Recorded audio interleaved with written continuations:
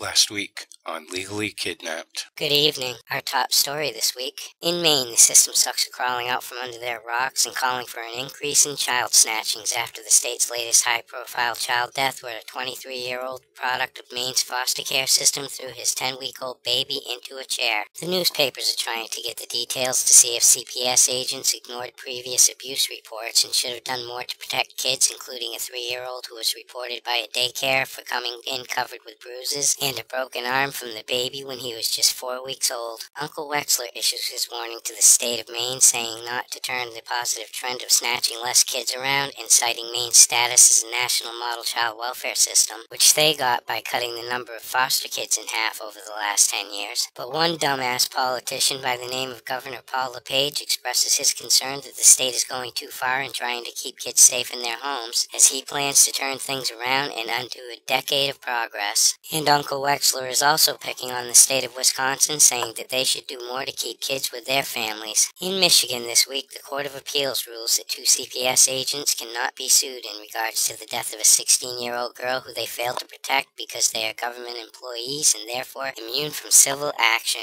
In Ohio, the Richland County Children's Services chief was put on paid administrative leave during a board meeting Wednesday night with no further comment as to why. In Washington, in spite of state watchdogs and federal oversight, children are still being abused and dying under the child protective industry's care, and the state is looking at more than $1.5 million penalty as a result. And the practice of forced adoption in the United States finally gets a little attention when Dan Rather does a report on young single mothers who were forced or coerced into signing over their newborns to the adoption agencies back in the 50s, 60s, and 70s. After a news reporter gets hold of records detailing how the state of Texas gave 3 kids to an abusive adoptive father in Ohio, the Texas child protective industry is named and shamed for not taking better care of any of their foster kids who are moved over and over again. The parents of a 4-year-old girl are outraged after the Texas child protective industry snatches their kid and heavily dopes her up on psych meds. In Oklahoma, babies who are born in prison are falling through the cracks because the Department of Corrections is not making the calls to the child protective industry. Oklahoma's federal funding for DHS is threatened after the child protective industry released information about past accusations of abuse and neglect in cases where the children later died. And Oklahoma's child protective industry could even face more sanctions if the state's CPS agents don't change the way they communicate information to judges. In China this week, Hong Kong begins to crack down on couples who go there from the mainland to override China's strict one-child policy. The number of international adoptions is plummeting globally due to a recent crackdown on child selling and human trafficking. In Ghana, the child protective industry is trying to keep up with making sure that orphanages have the proper licenses. And in India, the government outlines their latest measures to tackle sexual abuse in orphanages. In the Netherlands, it is found that several children have been mentally and physically abused in a foster home. During an ongoing investigation into historical institutional child abuse in Northern Ireland, the Minister for Regional Development finds that Protestant children who are living in an orphanage were used as slave labor. In Ireland, child protection workers are experiencing high levels of burnout, and in Australia, a lawyer is notifying men of pending legal action against the corrupt family courts and child support system. In Canada, a Nova Scotia judge wants another psych eval done on a foster mother who abused a kid in her care before he pronounces sentence. Aged-out foster kids in Ontario are calling for fundamental changes to the province's child welfare system to address abandonment experienced by kids in foster care and group homes. A foster child from Ontario says that she was sexually abused numerous times in a foster home, and charges are dismissed against a foster parent who is accused of sexual abuse, sexual exploitation, and juvenile prostitution. In England this week, a new survey reveals that 88% of social workers think that cutting funding for various social service programs are putting children's lives at risk. British social workers are also crying about having to do too much paperwork, claiming that it's not giving them enough time to screw with families. And a British foster mother relives the horror of being attacked with a knife by an illegal immigrant teenager who was placed in her care by social services. There's a new wave of concern in the UK over delays in finding adoptive families for children, as according to their report cards, half of British councils are failing to meet their adoption quotas. One way suggested to deal with this is to lift a ban on mixed-race adoptions, claiming that the ban has caused thousands of children to miss out on a better life. And a British social worker who failed to warn a foster family about a teenager's history of sexually inappropriate behavior has lost his appeal after being struck off. In entertainment news this week,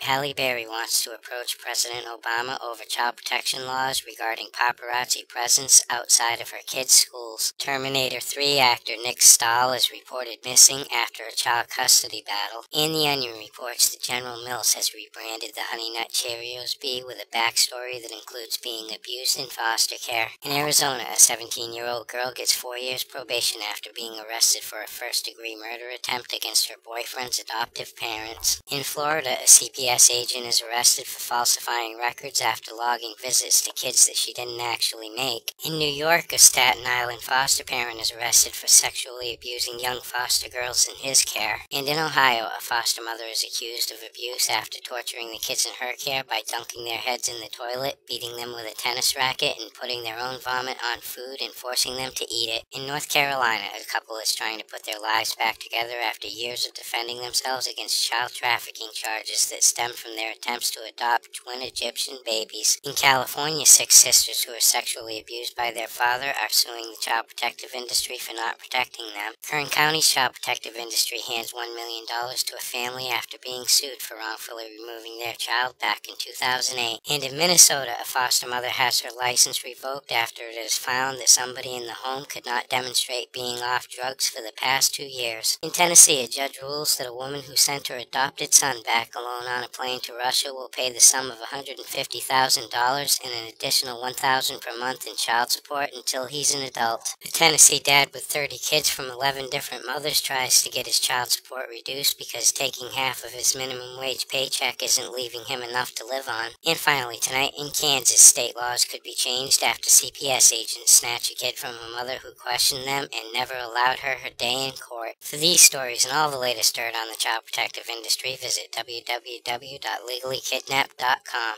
And until next week, this is Baby LK, over and out.